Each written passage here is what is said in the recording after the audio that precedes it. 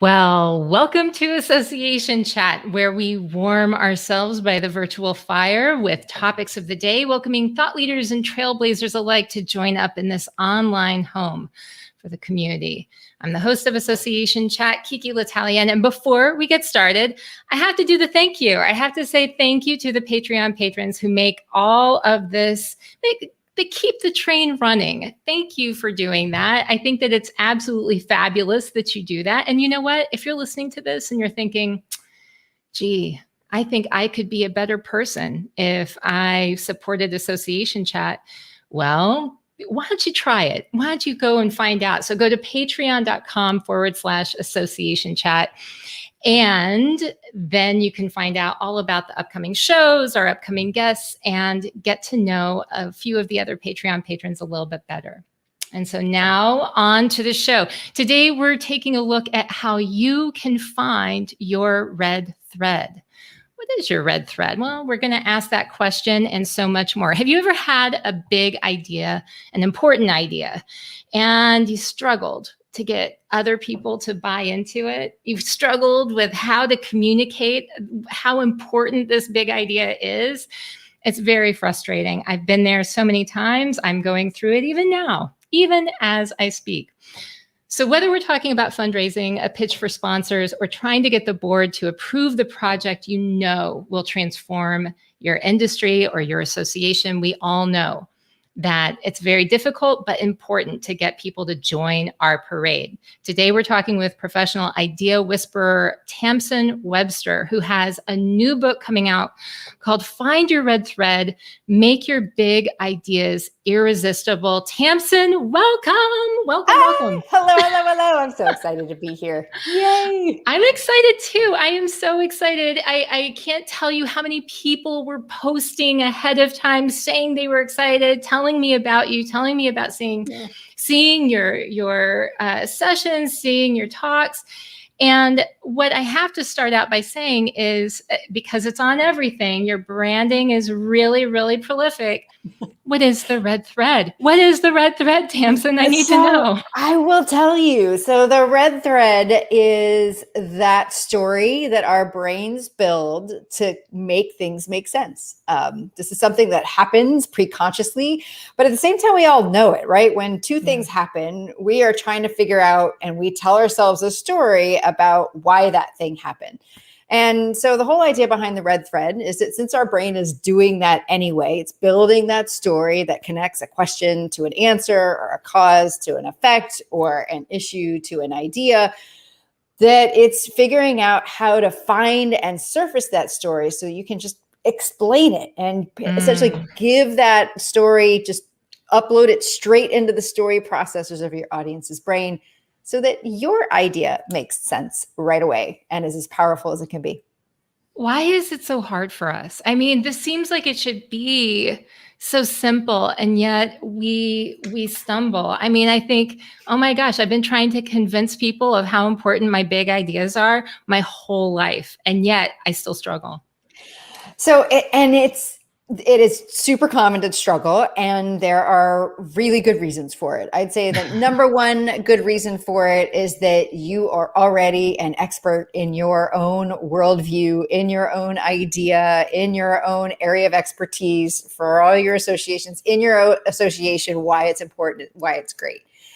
And there's literally a curse that gets in our way. Psychologists, and actually it started as an economist's idea, there's something called the curse of knowledge. And that's to describe that phenomenon that happens when it becomes nearly impossible for you to imagine what it's like not to know the things that you know. Yeah. And so what happens when you spend all your time kind of in the world that you do, seeing it the way that you do, is that you come up with your own shorthands for language, certain things like even simple words like leadership or partnership, you have your own definitions for them. But other people from the outside, they don't know what you mean because they have their own world that they're sitting in. So essentially what happens is that we end up speaking our language, just like speaking a foreign language, to other people who speak a completely different language. And no matter how great of an idea that you might have, if you've got that language barrier, it's not going to get through. Yeah, I feel like that's so true. And I think if anything, no matter where your feelings lie or where your loyalties lie with politics or anything like that, we've certainly seen where people are talking past each other. It's almost like we're speaking a different language where we can't communicate. And it's very, very frustrating. It's extremely frustrating when we feel like there's something that is important that we're supposed to be doing, and we just can't get people on board. And I think that's part of it. So we've got this expert language, but what that's a symptom actually of a deeper thing, which is that we focus mostly on what we want to get across. And we forget that communication is a two-part thing, right? There's the sending of the communication, but there's also the receiving of the communication. And so what happens is that a lot of times we focus on, well, I need to get this idea across. And we don't spend as much time on how do I make sure it gets across? Because just speaking it isn't going to be the thing that is going to get it heard.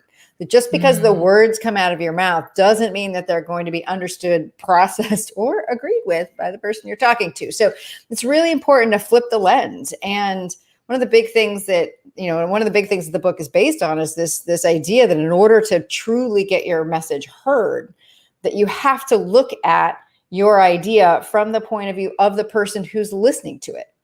And the result is that you end up thinking about, the way I talk about it is, instead of building your case for your idea, really the work that you have to do is build your audience's case. You already know it's a great idea. They don't. Why would they think, using their beliefs, their reasons, what they find important, why would they think your idea is great too? And that's really a big, big flip. But once you can make that flip, it makes all the difference in how effective your messaging and all of your communications can be. Well, it seems, and when you say it, it sounds simple, but that's a big flip, Tamsen, because I don't know if I can make that flip. I need to work on it. I love that when I went to sign up for your newsletter, first of all, I love the branding on your website. I think it's gorgeous. Thank you. Really, really lovely. But, and you wouldn't confuse it with anyone else, right? Thanks. But I love that when I signed up for your newsletter, it's, and I'm looking over here at my notes, ready to make your ideas strong enough to build change on. When I signed up for the newsletter, I thought, am I ready? Am I ready to make my idea, are my ideas, are they ready to be built upon? I just don't know. So do you ever meet people who aren't ready to make their ideas, strong enough to build change on? So yeah, usually one they're calling me. So I think it probably helps to understand what I mean by a big idea, because that I think is one of those things that someone goes, oh, well, my idea isn't big. And I actually think that everybody has the potential to have a big idea. Every organization, every person, every individual, every company. Because to me, a big idea is any question that someone has that they haven't been able to answer for themselves yet. So if you have an answer to a question that someone hasn't been able to answer for themselves, to that person, again, this is the way to start practicing this flip. To that person, it's a huge idea because they have a problem they haven't solved yet, and they know they haven't solved it, and it's making their life not awesome in the meantime. So for you to be able to say, hey, I know you have this question. I know you have this problem. I know you want to achieve this goal. Here's this way to do it. That can be a huge idea to them. Now, from there, if you've got a sense that you've got something like that, that's when a lot of times the work starts to come into play of how do you make sure that it is strong enough, right? And that's where kind of looking at and finding really the structure of the idea comes into play. A lot of times people are like, what do you mean structure of idea? And it's kind of like how, we think we know how a thing works. Like classic example is like, well, we know how a bike works. You get on it and you pedal it. But if you think about, well, why does that work? You're like, well, because the pedals turn the wheels, but how, right? So it's like, okay, well, there's a chain, and then there's right. And you keep going and you're like, actually, I don't fully understand how a bike works, right? Right. A lot of times that happens with our ideas too. Like, it's the right answer. Like in your mind, you're like, I know this is an answer to a really important question, at least important to at least one person. Mm-hmm. But when you know why it's great, like once you know why it's the right answer, that's when you know it's strong enough to really do all the work that you need it to do, because you'll be able to answer any question about it. You'll be able to explain it to anybody. You'll be able to make sure that that story their brain is going to tell themselves about the idea is as strong and as irresistible as it can possibly be to them, because it's going to feel like a story they would build themselves anyway. And that's really the secret. You really want to build that story that people would tell themselves about why your idea is the right one. I want to actually dig a little deeper into how you arrived at helping to identify the red thread for people, because I find it fascinating to, first of all, I want to know how you got so good at being able to identify the red thread, but I also want to know, like, what drew you to solving this problem? Well, I think in a lot of ways, I've always been curious about it. So I will admit that, trauma is relative, but, in the kind of, preteen and teenage years, particularly when when you feel like you've got, or even sometimes in your like first couple of jobs, I remember really distinctly being like, oh, I had this great idea, and that, I would try to express it and people would be like, that's a crap idea. And I don't think it was because the idea was bad, it's because I just couldn't quite get it out. And that was super frustrating to me. And I could see people, I'm someone who spent my life surrounded by people who spent a lot of time studying whatever they're studying. So, I really wanted to be director of an art museum growing up, because it really doesn't everybody, like astronaut, lawyer, art museum director, sure. Art museum director. But between, those folks and performing artists, because I worked at a performing arts college for a number of years, and then I worked with scientists and physicians when I worked at Harvard Medical School. What I found was these people had amazing ideas, amazing perspectives, amazing things to get across. And they too had this problem of just, that the power of the idea would get lost in translation. And so that kind of always sat with me as a thing that I wanted to figure out. I'll admit it wasn't always on like, how do I help other people do this? But I was really fascinated by it. And it became really interesting to me where, there was a certain number of years where, in addition to my full-time job in brand and message strategy, I moonlighted as a Weight Watchers leader. So I spent, evenings, mornings, weekends, every week, sometimes 5 times a week, spending a half an hour, 45 minutes, helping people adopt the changes in thinking and behavior that would help lead them to their long-term health goals, whatever those might be. And when you do that long and that often, you start to pick up kind of by osmosis the things that do and don't work when you're trying to get across A, why something's important, but B, how do you do that in a way that doesn't just drive, okay, well, this week I'm going to do this thing, but how do you drive it so it's permanent?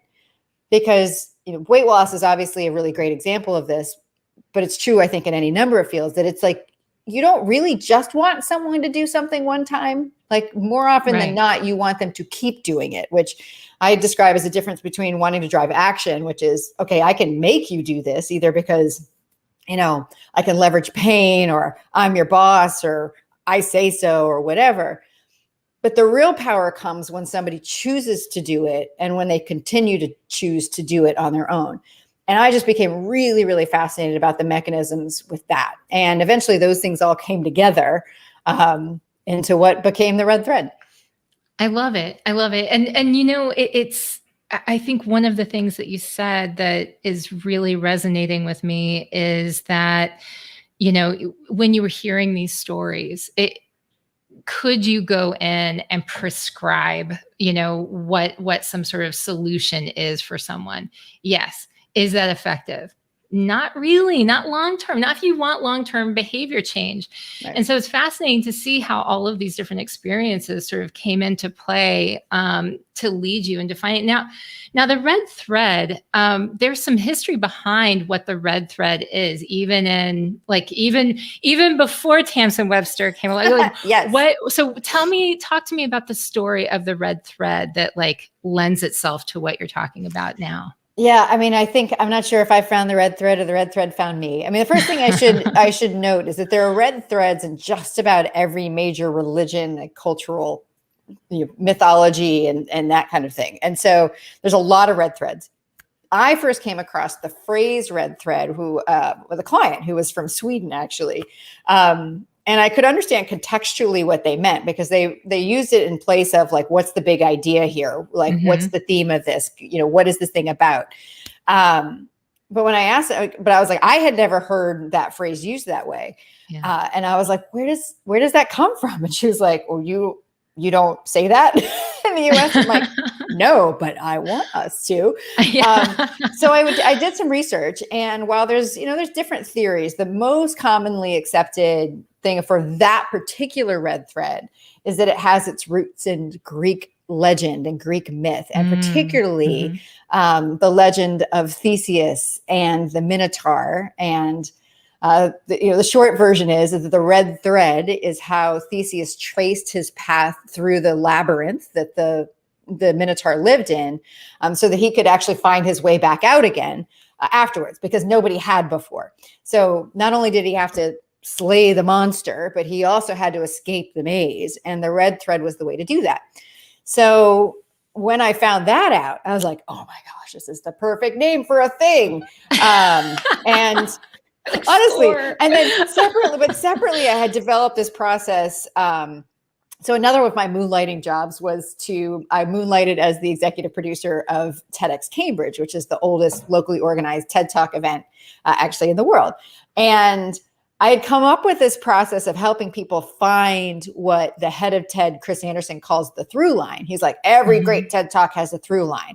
And then I was like, a through line is a red thread. Yes. And I was like, and I have this process that helps you find the red thread. And I'm like, and the process has you essentially retrace the steps that your brain came up with to tell you this was the right. I'm like, now I have a process and I have a name, and I'm like, I am going to name the process that thing. And so that's how it happened.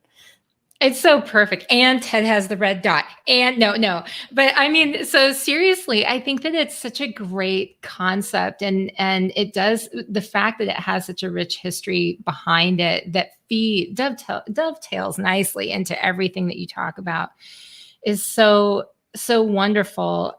What I want to understand a little bit better is, so if I'm going into this, I'm imagining that I know I actually have friends who have worked with you before. What is the most common like hiccup, hurdle, issue that you stumble across when you began working with people on their red threads? That's easy. And it relates to what we talked about before. So the most common issue that I find in people's messages, it's never in the idea, it's in how they talk about it, is this little thing, which ends up being a really big thing, called circular logic. And that sounds fancy, but actually we've all heard examples of it. And the best example is, that kind of old joke where you go into the doctor and you say, hey doc, it hurts when I go like this. And the doctor goes, don't go like that. So basically circular logic is don't do the answer to how to solve your problem is to not do the thing that you're doing.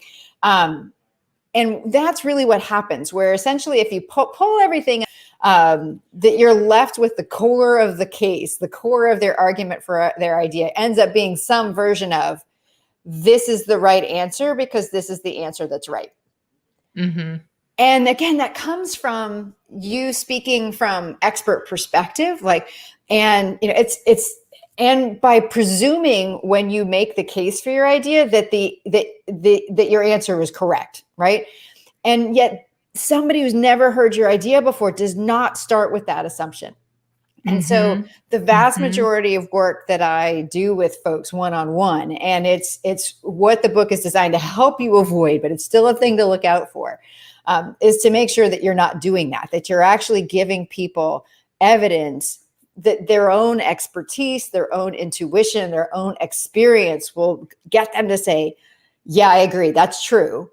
And therefore, because I agree this is true, now I agree it's true that your answer is right. Not just essentially you have to take my word for it, right? That's the biggest thing. That's circular logic, where essentially you're saying this is the right answer because this is the answer that's right. That's the biggest mistake. And it's the hardest to spot. You can spot it really well in other people's, but people will admit it's really hard to spot in their own. I think it would be hard to spot. I also think that the fear that comes up for me, even in approach, because I think I desperately need to read your book. I think I desperately need this information for real. But the fear that comes up, okay, is if I poke at this and I ask it questions, it may not be the big idea. I think it may not be good enough. It may not be good enough. And it's such a fear that it's like, I sense it. I know it. I'm acknowledging it. I'm still going to read the book, but yeah. I'm just saying that's the thing that comes up, is like, oh my gosh, what if I start asking it questions and I don't like the answers, Which is fair. And what I will tell you is that one of two things will happen. One, either that you start to realize that it isn't that idea, but there actually is one that's bigger. Or you start to realize that the idea that you thought was great is actually bigger than you thought. Like that's what happens over and over and over again.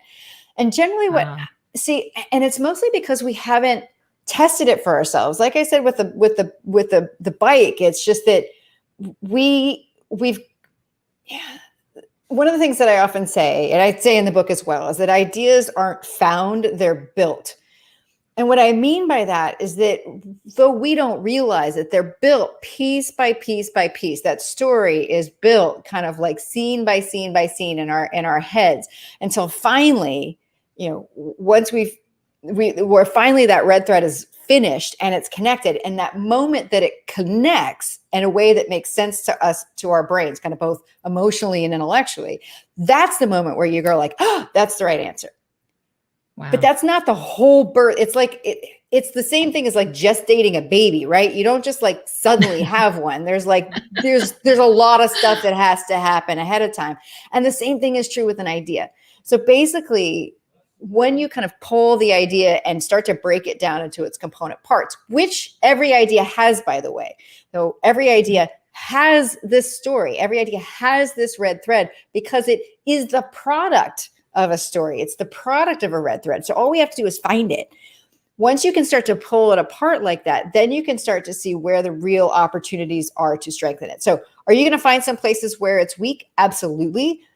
But now will you have some real clarity on what you need to tweak on it? Absolutely. So instead of saying this whole idea isn't going to work, you're able to say, oh, I get it. I just haven't actually narrowed down and made it clear enough what question it answers. Or I haven't really made it clear enough how I'm looking at it is different than how most people look at it.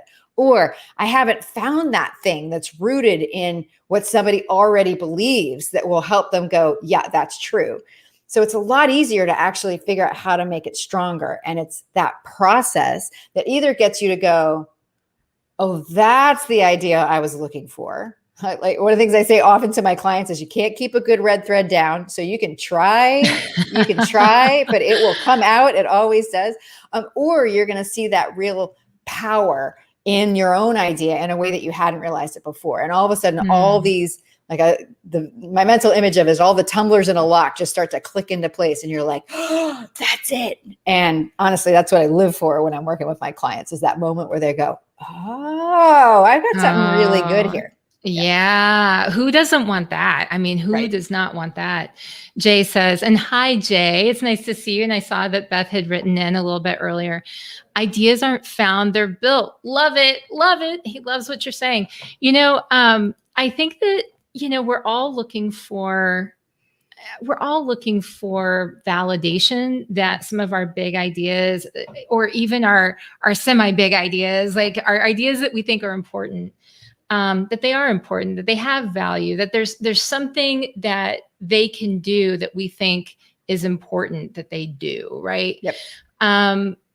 What are some examples, of times when you've worked with folks where, it started out as something that they were just not sure if it was something that they needed, an idea that they needed to move forward with. But then they uncovered that it was actually much bigger.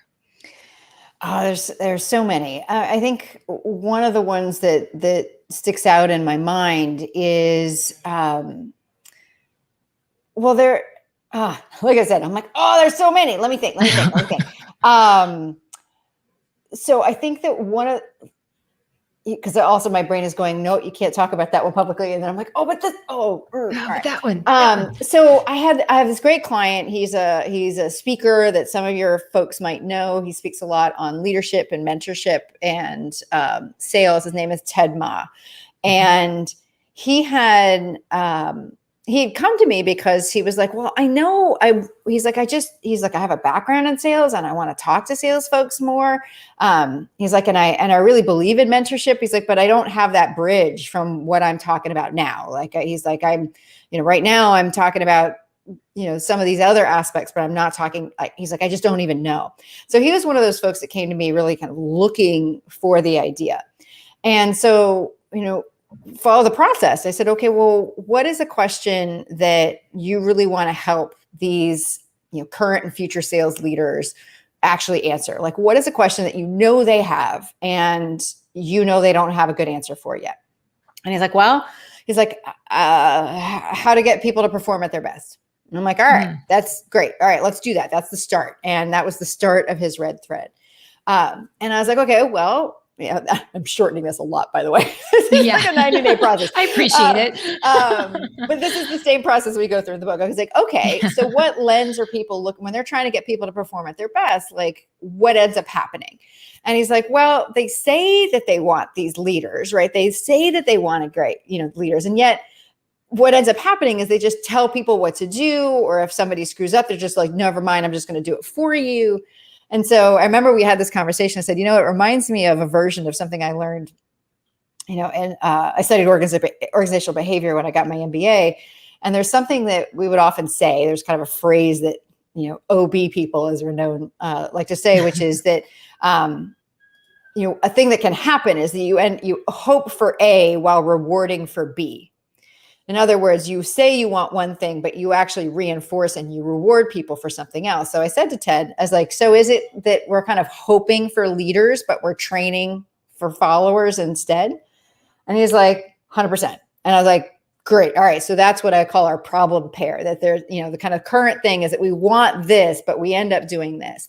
And I was like, all right, well, Ted, what do you believe? Like, why is that such a problem? Like, if people want to perform at their best, why is that they're kind of unintentionally training followers? Why is that a problem? And he's like, well, because he's like, and it just kind of popped out of his mouth. He's good because leadership is learned. He's like, I believe that leadership is a learned skill. And I said, okay, that's so what beautiful. Do you want people to do with that? And he's like, well, if they want to perform at the best, we have to teach them to lead no matter what level they're at. And I was like, well, there you go, my friend. And so because he had a background in multi-level marketing, I was like, well, why don't we call it multi-level leadership? And so that turned into, he's like, okay, well, if we're going to call it multi-level leadership, like what are the levels? And so he went through and he's like, well, there's these 4 levels. And then he was like, and this, he was like, this is what people can mentor on. And this is how they mentor at different. So it really was this point where he was just like, it started with, how can I get more gigs with these kinds of people? And it turned into this whole, like, he's trademarking multi-level leadership, a whole mentorship program that he's built around it.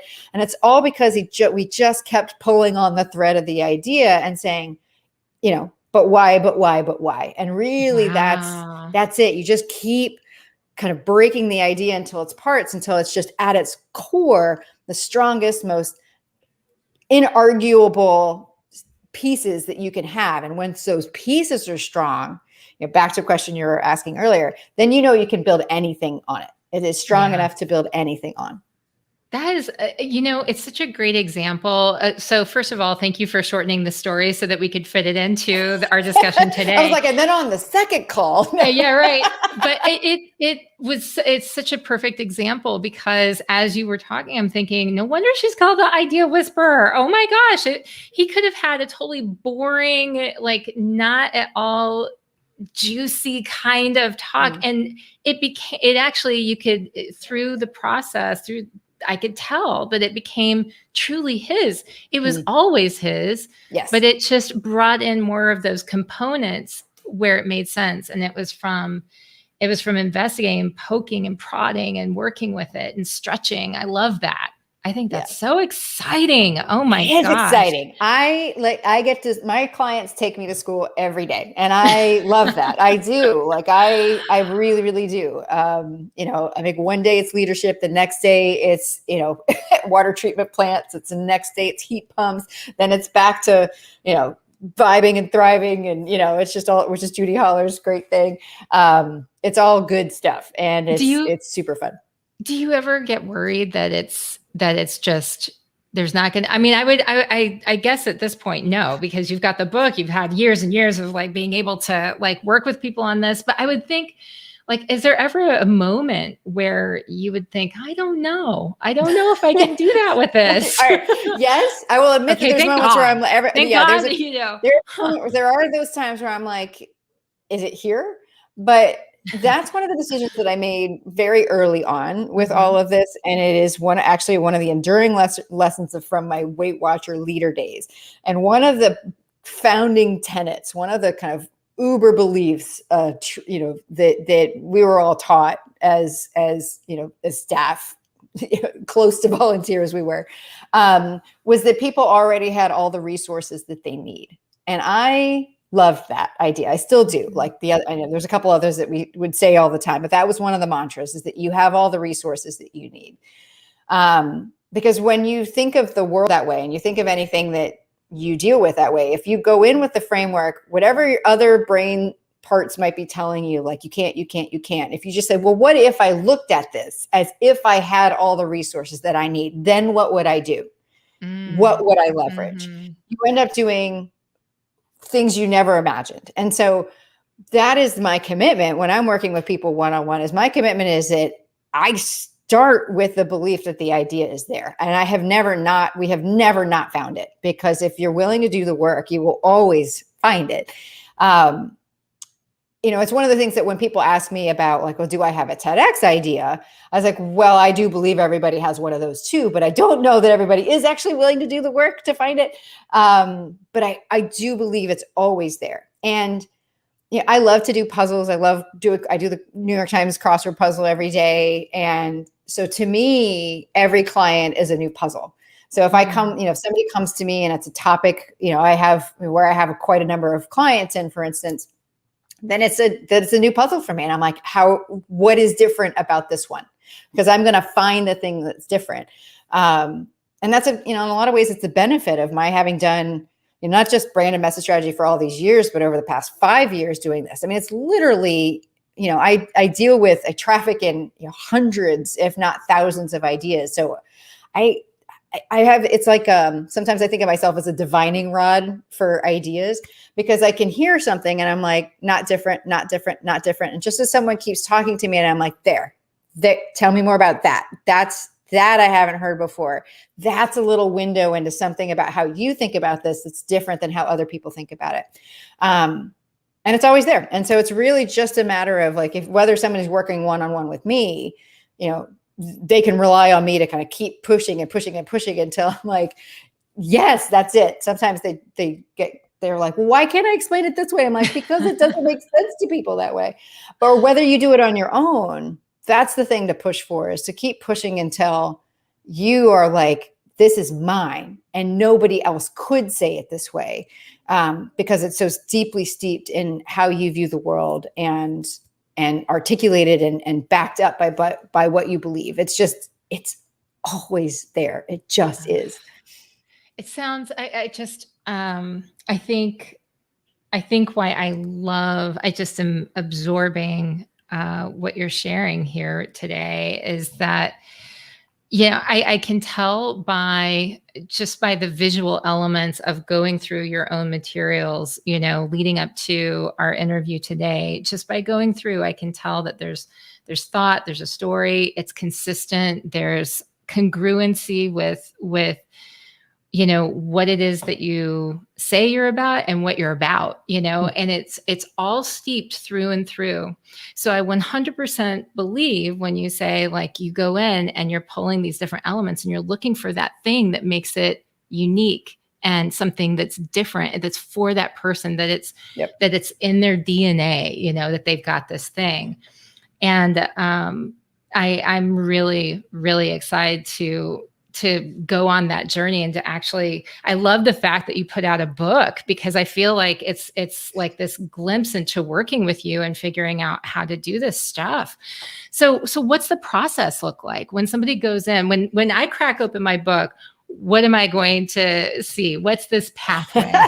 Sure. Well, the first thing it really is, when I wrote this book, when I was talking to my publisher about it, they're like, what is it? Why are you doing this? What do you want it to be? And I was like, I want someone to feel like they've got Tamsen in their pocket. Like that it's like that the book is like little pocket Tamsen, like, that they could just kind of pull out me and be like, all right, talk to me, Tamsen. Like, what do we do here?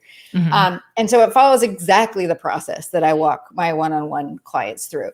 And so one of the first things you'll see in the introduction is what I call the TEDx test, where I ask people how they summarize their idea right now.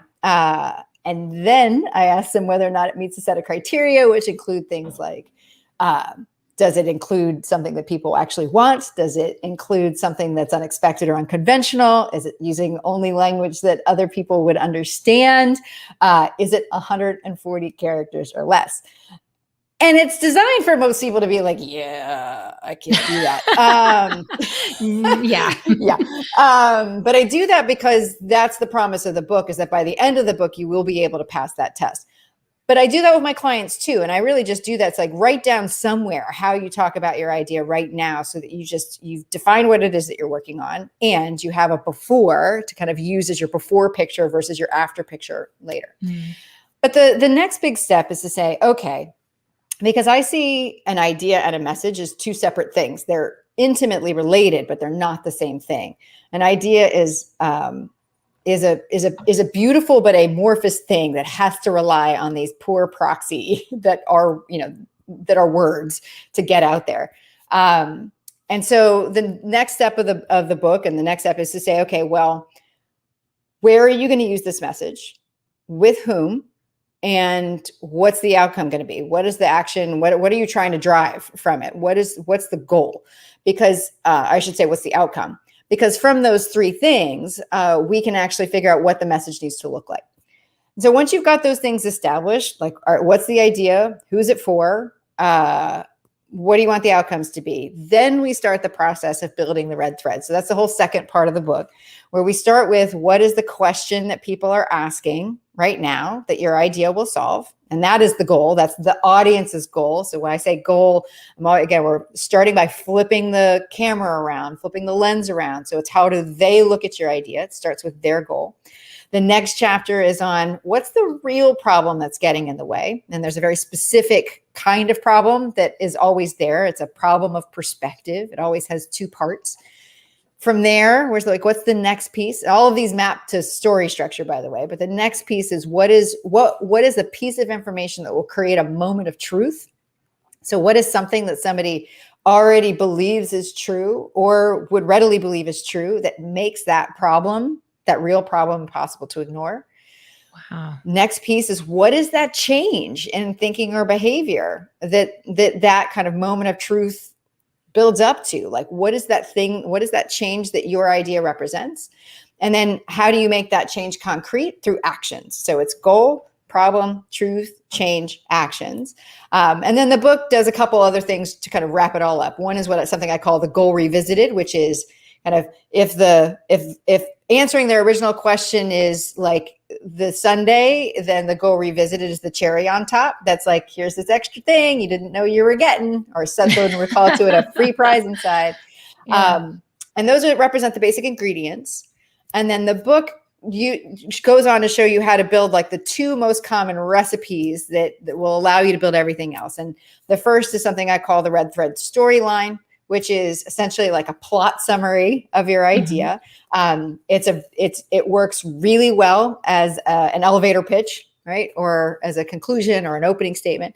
And then the last thing is that thing that allows you to pass that TEDx test, something I call the red thread through line, inspired by the TED version of it, which is the ability to summarize your idea in a single sentence. So for instance, for me, for the red thread, the big idea of the book is that the best way to make your ideas irresistible is to build the stories people will tell themselves about them.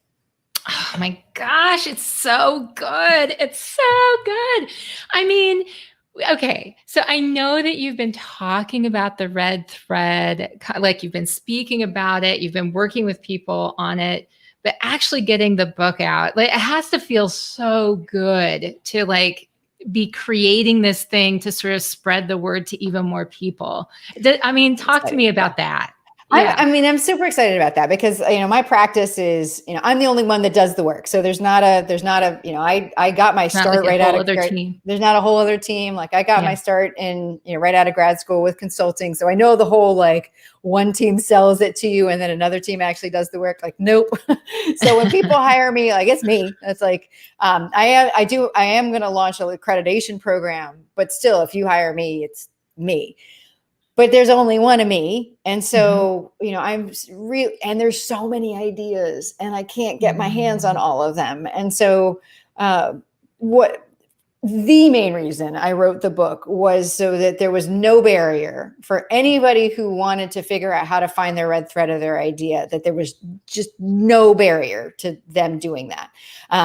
Like I said, it is exactly the process that I walk my clients through. It's exactly the questions. It's exactly the wording that I use. It is the thing. So, and I try to write it so as much in my voice as possible so that people are like, oh, hey, there's Tamsen. But just, I try to make it as user-friendly as possible because the world needs these ideas. They need your ideas. And it literally pains me, the idea that just, if I have a thing that could make it, that could solve that one barrier to that idea getting out there, I couldn't bear it if the only issue was access. And so that's why I wrote the book. So it feels awesome to get it out. Yeah. I bet, just like, get those ideas out there, people. I want to hear them. I mean, it feels very much like legacy building. It does. It feels like that this is something that it's a red thread that will stay with you, like into the beyond, right? Yeah. And so, so let's talk a little. I mean, that's very heavy. So I'm going to like just sort of walk back from that. But I just had to say, like, it seems very much like something that, well, you should definitely be proud of, and something that I think is lasting, really lasting. So if people are looking at their ideas and they're saying, okay, I'm in, I want to do this experience. I want to have this experience. Are there plans for like, workshops? Are there plans for like getting people together where they're holding each other accountable? Like what's happening in the world of the red thread and Tamsen now that all of this is taking place and there's a book coming out? Yeah. So plans are afoot, as they say. So already something that I have done and kind of beta tested as I was finishing up the book. So we had a really good format to work forward. Twice a year, I run a mastermind. So it's kind of a group coaching process. So it's a group of folks. And with the 10 folks that just went through it, they're now going to be, many of them are going to come back and be kind of helpers and mentors of other people. So we are slowly building this kind of group of red threaders who kind of know it and can help each other kind of pull on those ideas and really weave them together to make them as strong as possible.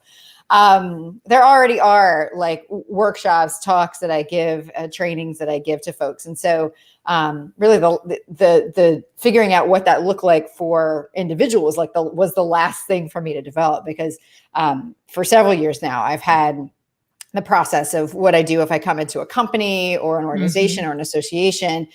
Typically what I'm doing is combining things. So one of my favorite things to do, if someone says, hey, can you come in and give a keynote? I said, well, great. Would you like that keynote to be built on your own red thread? Do you want me to use you as an example? And when that happens, we actually start with a consulting engagement. We build the red thread, do the keynote, present it. And then a lot of times what we're doing afterwards is I'm doing workshops to start to roll out that messaging and the process to the rest of the team. That's beautiful. And now that I've got the book, now that the kind of the resources are like built in, like that's the reference document. So it was really just kind of this last piece to just kind of like tie it all up together. So what do you think is going to come next? I mean, so now there's that. And do you have your sites? I imagine that the Idea Whisperer always has more ideas that are out there. So yeah, I mean, I think that this is very much like the tactical book. And I think a lot of times I think there's a lot of advice out there that would tell you to start on the other end of the kinds of books than where I wrote. Meaning that they would say, start with the big idea, kind of conceptual book, and then work towards.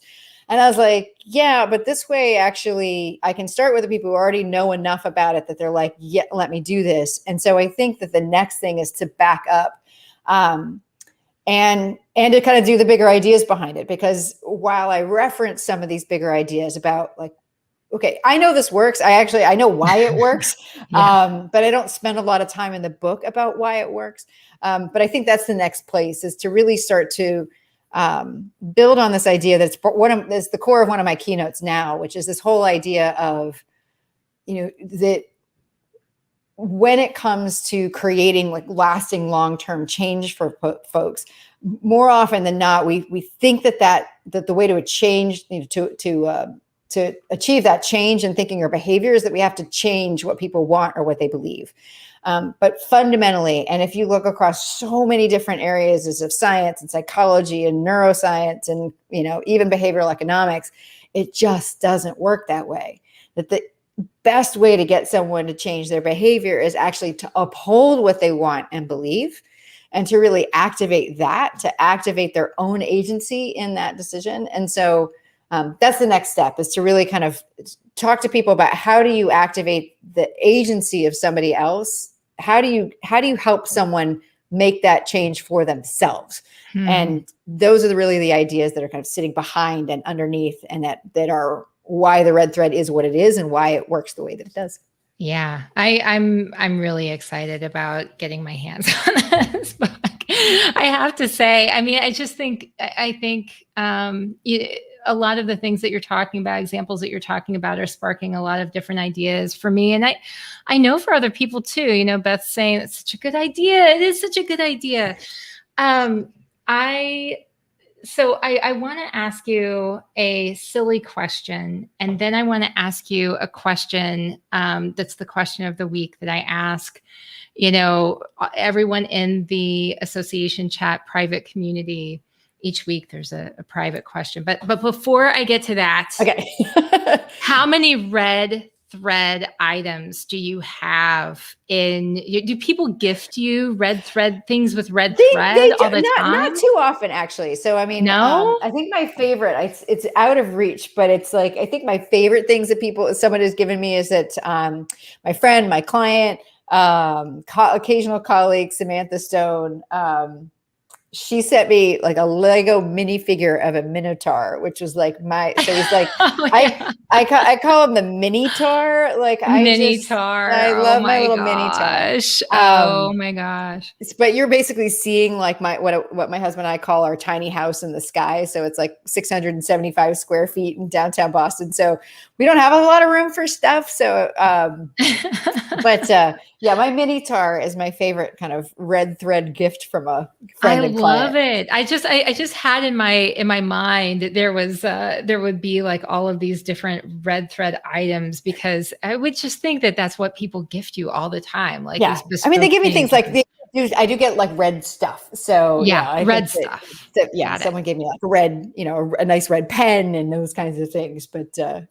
Otherwise I'd be drowning in red. But I love the kind of yeah, I just, my Minotaur is my favorite. Well, okay. So the question of the week is kind of these questions are always meant to help people connect with each other. And they should, because of the questions are meant to be thought provoking, they can sometimes get a little deep. They can also be fun. This week's question was, who was your hero when you were 10 years old and why? Yes. So you thankfully gave me some time to think about this, because I was like, oh my God. Like, and I'm trying to think, because one of my sons is just about to turn, he is 10 right now. And I'm like, who would, and he was actually my inspiration for, I was like, okay, because I can look, no question, my younger son, Peter's, his hero right now is his older brother, Thomas. Nice. And I would say that, that made me realize that 100% when I was 10, my hero was my older sister. I would never admit that to her. I am 100% sure. I mean, I will now, because she's awesome. She's the professional storyteller of the family, I should say. So I know that we're both storytellers, but she's the one that, she's the one that has you would expect. She's a writer. She's a screenwriter. Emmy award-winning screenwriter, actually. Wow. Yeah. But I'd say that she's absolutely my hero when I was 10. Because not only did she literally save my life one time, and has, by the way, done it figuratively multiple times since, she was the kind of person who, I mean, a great way to understand it is like, she owned the game Dungeons and Dragons, but I think she played it the way it was supposed to be played once. I mean, she basically took it and invented her own other game out of it.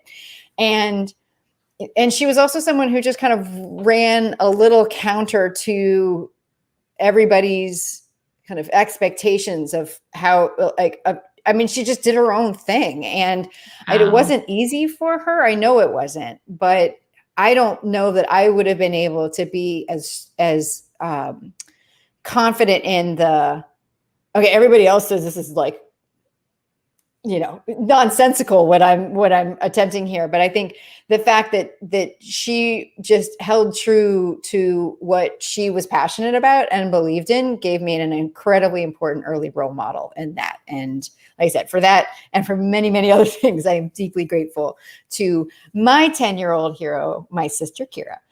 Oh, I love that. I love that answer. And,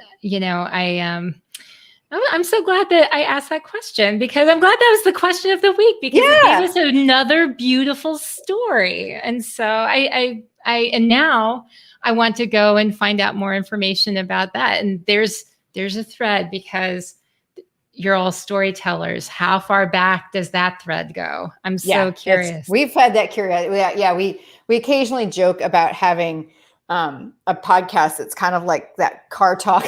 Podcast, where they used to say, like, don't drive like my brother, don't drive like my brother. Oh my gosh. I always joke that it should be like, don't write like my sister, like, don't write like my sister. I think sister storytellers would be a fun podcast, because I'm definitely, that's definitely become part of what I do in the business world. And that's absolutely what she does in the TV and film world. So, and it's really cool. And like I said, when I was coming up with the process of the red thread, I mean, it started with this realization that we as humans process information as story. Mm-hmm. So, but we don't do it as once upon a time story, but it is why once upon a time stories make so much sense to us, because our brains are already looking for those pieces and parts. So when I was initially doing a lot of that research, like, I understood it from the neuroscience standpoint, but I really went to my sister to say, okay, where do I need to look to understand how screenwriters, playwrights, like, how do they think about, how do they structure a story? Mm-hmm. Because I was sure that if I could, those are so well tested and well established at this point, that if I could take that and map it onto what I understood about how the brain worked, then I could have a way that most people would understand about, I could say, hey, how in stories, there's context and whatever, but you don't really care about what's happening in the story until you understand that somebody wants something that they don't have. Like, okay. You may start to watch Harry Potter and you might be curious about, like, why is there a wizard walking down the street and why is he leaving a baby on the doorstep? But you don't actually care about what's happening to that baby until you're like, oh, Harry Potter wants a family that is not this one, right? That's when you start to care.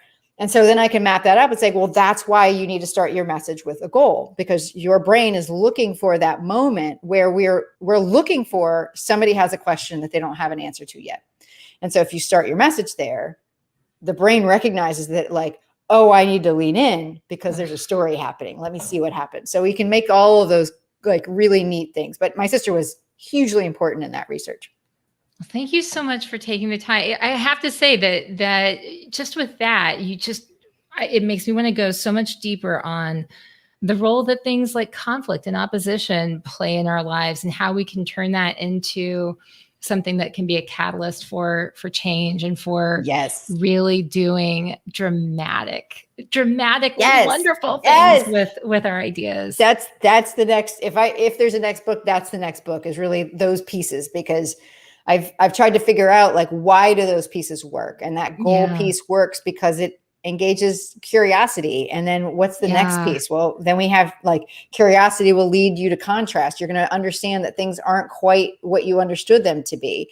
And that's going to build and build and build until there's conflict. You absolutely nailed it. And then something has to happen that creates closure. And then something after that, confidence in that decision, right? And then, like, there is this arc of agency that happens, that is the process of permanent change, that you can either observe in others or you can activate it in yourself. And we could spend a whole nother hour talking about how you're like, back to weight loss or whatever. Like, actually, I can, I'm feeling inspired. I mean, it's got me thinking about all the times when I did something because somebody I either told me directly they didn't think I could do it, or I just perceived that they didn't really think that I could do something. And I rallied, and it's like, how do we get ourselves to rally? So with that, I'm totally inspired. I obviously, this is going to have to continue. I'm going to have to come back. You're going to have to write another book. You're going to have to write another book. You're going to have to come back and talk with us so that we can talk some more and investigate all of this further. But please, everyone, go get the book, order the book. You can pre-order the book. I pre-ordered the book earlier. Find your red thread, make your big ideas irresistible. Thank you so much, Tamsen. You're welcome. Thanks so much for having me. And thanks for listening, everyone. Absolutely. Well, what do you think? I hope you learned so much of value with that great interview. And I have to say that everything that I heard a lot. There were a lot of people who reached out to me when they heard that I was interviewing Tamsen today. And so many people saying amazing things about either working with her, learning from her, hearing her speak, just a lot of positive things. So I'm very excited about jumping into the book. I'm very excited about finding out more. And you better believe I'm going to try to have Tamsen back on the show again. But until next time, everyone, I hope you keep asking questions. Keep asking questions to learn every day.